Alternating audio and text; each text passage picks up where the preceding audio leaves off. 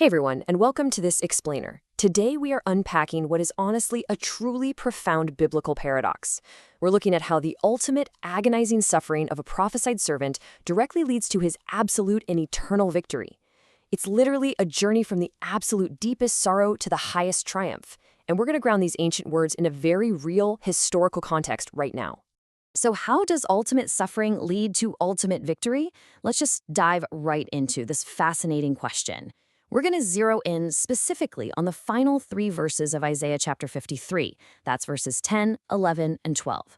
By focusing intensely on just these passages, we'll uncover a divine blueprint that takes what looks like total defeat and turns it into the ultimate spiritual conquest.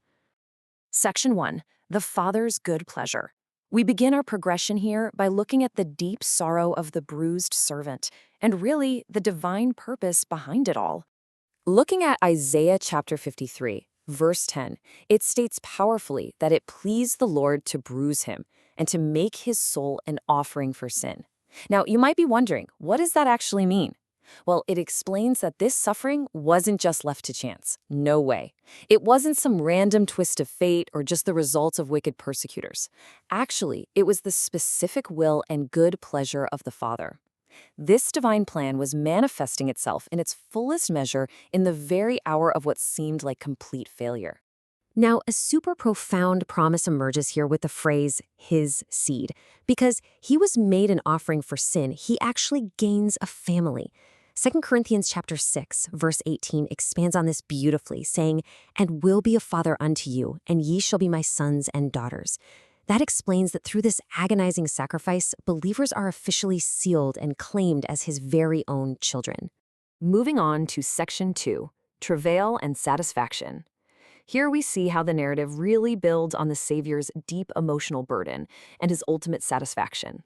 Verse 11 states that he shall see of the travail of his soul and shall be satisfied. Christ bears the immense emotional, physical, and spiritual weight of our iniquities. And the result of all that heavy lifting? He will justify many. Basically, he takes on the pain, and in return, experiences the profound satisfaction of the salvation it brings to humanity. To truly understand this deep travail of his soul, we can just look at his mortal ministry. John chapter 11, verse 35 tells us Jesus wept at the tomb of Lazarus. Or think of Matthew chapter 23, verse 37, where he's deeply mourning over Jerusalem, literally longing to gather them like a hen gathers her chicks. These verses brilliantly illustrate an unparalleled, painful sympathy. It wasn't just physical pain. It was a profound emotional travail that Isaiah was pointing toward. So an absolutely crucial point here is the phrase, by his knowledge. You see, this knowledge perfectly aligns with the divine plan.